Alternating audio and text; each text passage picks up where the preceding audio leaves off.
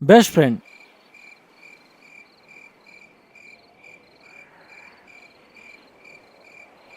राहुल, सुभाष और शिवानी एक ही स्कूल में पढ़ते थे।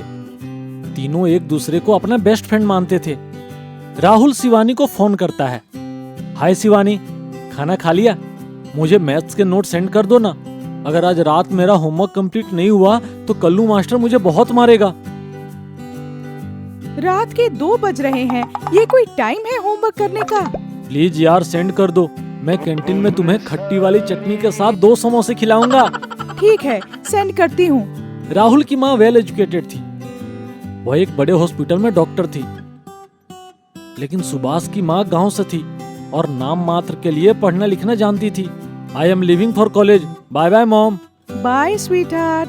माँ, मैं कॉलेज जा रहा हूँ। बेटा 1 मिनट रुक, तेरी नजर उतारती हूँ। सुभाष की माँ उसके सर के चारों ओर चप्पल घुमाती है और माथे पर काला टीका लगाती है। मम्मी, रोजाना क्या करती रहती हो? तुझे किसी की नजर लग गई तो?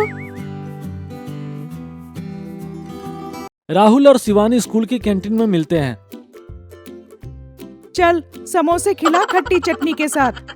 अरे यार, पैसे तो घर ही भूल गया। बेटा आजकल ऑनलाइन पेमेंट का जमाना है, मोबाइल तो तू भूला नहीं होगा। तभी सुभाष वहां आ जाता है। ये पेंट के अंदर कच्चा पहनना भूल जाए लेकिन मोबाइल नहीं भूल सकता। तू इंजीनियरिंग करने जा रहा है ना? हाँ, और तू डॉक्टरी है ना? हाँ देख, डॉक्टरी की पढ़ाई करने वाले लोग डॉक्टर ही बनते हैं, लेकिन इंजीनियरिंग की पढ़ाई करने वाले लोग चपरासी से लेकर मुख्यमंत्री तक बन सकते हैं। तो वो छोड़, कल वैलेंटाइन डे था। तूने नेहा को प्रपोज किया या नहीं? हाँ किया, लेकिन उसने मुझे थप्पड़ मारा। क्यों? क्योंकि मैंने प्रपोज डे पर कहा, दीदी आई लव यू।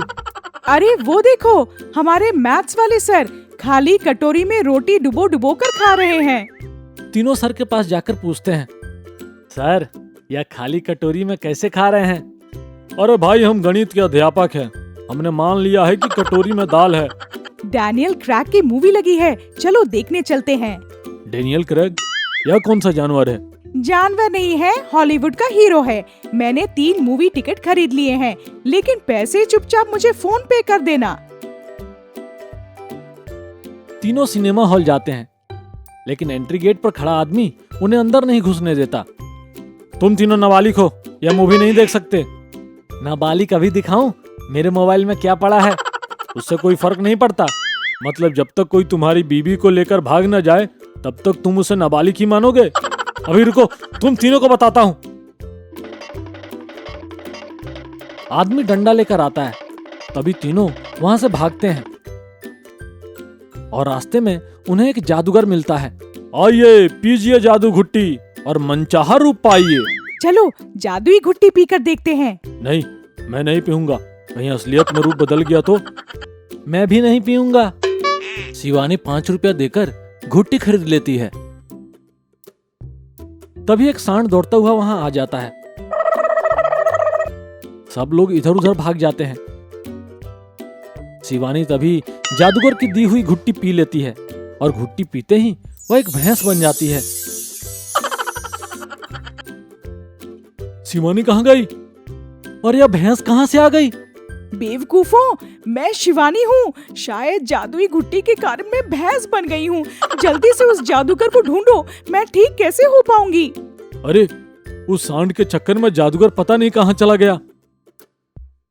सुभाष और राहुल भैंस को साथ लेकर जादूगर को ढूंढने निकलते हैं।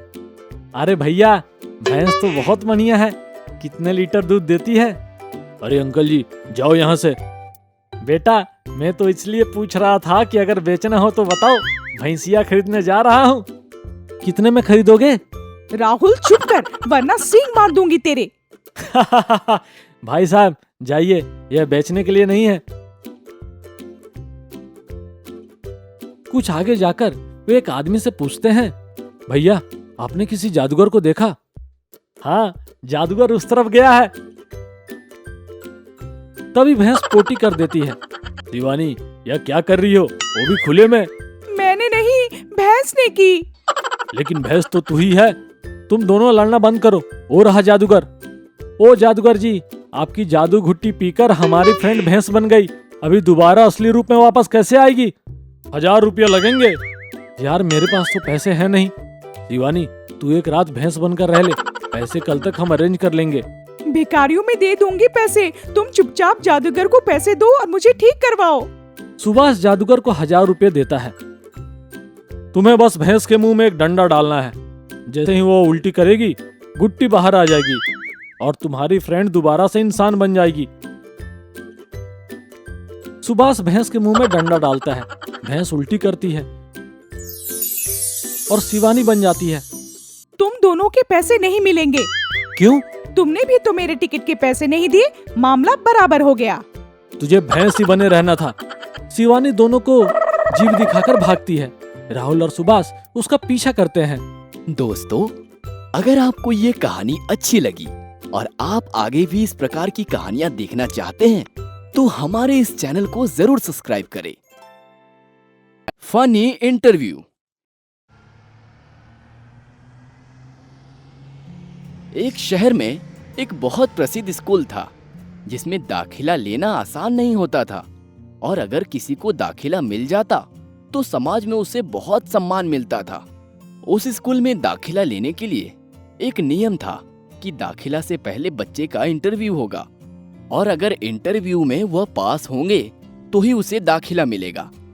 एक पेरेंट्स अपनी लड़की का दाखिला यूकेजी में उस स्कूल में कराने के लिए बहुत उत्सुक थे और दाखिला कराने के लिए अपनी लड़की को लेकर इंटरव्यू देने के लिए स्कूल पहुंच गए। वहां पहुंचकर पेरेंट्स वहां रखे सोफे पर बैठ गए और लड़की प्रिंसिपल के सामने कुर्सी पर बैठ गई और इंटरव्यू हुई कुछ इस तरह। आपका नाम क्या है? कामाक्षी। आप मुझे कुछ बताओ जो आप अच्छे से जानती हो।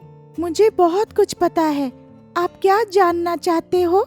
वहां बैठी लड़की की माँ अपने मन ही मन सोच रही थी कि अभी तक इनसे कुछ ऐसा बोला नहीं गया जिससे इसका दाखिला इस स्कूल में हो सके और उन्होंने अपनी लड़की की मदद करने की सोची, लेकिन प्रिंसिपल ने मना कर दिया। लड़की की तरफ देखकर प्रिंसिपल ने पूछा, आप मुझे कुछ कविता या कहानी सुनाओ। साफ साफ बोलो, आप सुनना क्या चाहते हो, कविता या कहानी? अच्छा, आप मुझे कोई कहानी सुनाओ। आप कौन सी कहानी सुनना पसंद करोगे, जो मैं लिखती हूँ या जो पढ़ती हूँ? अरे, तुम कहानियां भी लिखती हो? क्यों नहीं लिखनी चाहिए? प्रिंसिपल लड़की की बातों से प्रभावित होकर बोला, अच्छा, आप जो कहानी लिखती हो वही सुना दो। एक दिन रावण सीता का अपहरण कर लेता है और लंका लेकर चला जाता है। शुरुआत में प्रिंसिपल को कुछ खास लगा नहीं, लेकिन उन्होंने उसको उत्साहित किया और फिर आगे क्या हुआ पूछा। राम ने सीता को बचाने के लिए हनुमान से मदद मांगी और हनुमान राम की मदद करने के लिए तैयार हो गए। फिर क्या हुआ? फिर हनुमान ने अपने दोस्त स्पाइडरमैन को फोन करके बुलाया। किसी ने भी इस ट्विस्ट के बारे में नहीं सोचा था। क्यों? क्योंकि भारत और श्रीलंका के बीच में बहुत सारी नदियाँ और पहाड़ आते रहते हैं, इसलिए अगर हनुमान के पास स्पाइडरमैन रहेगा तो उसकी जाल की मदद से जल्दी पहुंच सकते हैं। लेकिन हनुमान को तो उड़ना आता है ना? हाँ, लेकिन उनके हाथ में संजीवनी पहाड़ है ना, इसलिए वो बहुत तेज नहीं उड़ सकते। यह सुनकर वहां बैठे सब हैरान हो गए, लेकिन सब चुप रहे। कुछ देर बाद लड़की ने पूछा, मैं पूरी कहानी सुनाऊं या रहने दूं? आप सुनाते रहो। कहानी को आगे बढ़ाते हुए लड़की बोली, हनुमान और स्पाइडरमैन दोनों लंका पहुंचकर सीता को बचाए और सीता ने दोनों को थैंक्स बोला। क्यों? आपको नहीं पता? जब कोई हमारी मदद करे तो हमें उसे थैंक्स बोलना चाहिए। अच्छा, फिर क्या हुआ? और फिर सीता ने हनुमान को रिक्वेस्ट किया हल्क को बुलाने के लिए। दोबारा ये सुनकर सबकी आंखें खुली की खुली रह गई। हल्क क्यों? क्योंकि सीता अभी भी लंका में है और उन्हें सही सलामत सुरक्षा के साथ राम के पास पहुंचाने के लिए हल्क को बुलाया गया। प्रिंसिपल झटके के साथ बोला, क्या हनुमान सीता को ला सकते थे ना? हाँ, लेकिन उनके एक हाथ में संजीवनी पहाड़ और दूसरे हाथ में स्पाइडरमैन का जाल है, तो वे कैसे ले जा सकते हैं? सब लोग जोर जोर से हंसने लगे। इसके बाद लड़की ने कहानी को आगे बढ़ाते हुए कहा, जब सब लोग भारत लौटने के लिए तैयार हो रहे थे, तभी वो सब वहाँ अपने एक खास दोस्त अक्षय कुमार से मिले। अब अक्षय कुमार कैसे आ गया? ये मेरी कहानी है और मैं किसी को भी ला सकती हूँ। प्रिंसिपल लड़की की बातों पर गुस्सा ना करके आगे आने वाले ट्विस्ट का इंतजार कर रहा था। लड़की कहानी को आगे बढ़ाते हुए बोली, और सब साथ में भारत के लिए रवाना हो गए और आनंद के बस स्टॉप पर आ रुके। वो सब आनंद बस स्टॉप के पास क्यों रुके? क्योंकि वो सब रास्ता भूल गए थे और हल्क को एक आइडिया आया और उसने रानी को बुलाया और रानी आई और सीता को नीलकंठ लेके गई और कहानी खत्म। उस लड़की ने कहानी को मुस्कुराहट के साथ खत्म किया। फिर प्रिंसिपल ने पूछा, लेकिन नीलकंठ क्यों? क्योंकि सीता वही रहती है और मेरे घर का नाम सीता है। प्रिंसिपल लड़की से इम्प्रेस हो गया और लड़की को दाखिला के साथ साथ एक प्यारी सी गुड़िया भी गिफ्ट किया। बच्चे अपने क्रिएटिविटी के जरिए पूरी दुनिया को चौंका देने का सामर्थ्य रखते हैं, लेकिन वो ये सब कर नहीं पाते क्योंकि हम उन्हें वही करने देते हैं जो हमें सही लगता है और जिससे उनकी क्रिएटिविटी धीरे धीरे जाने लगती है।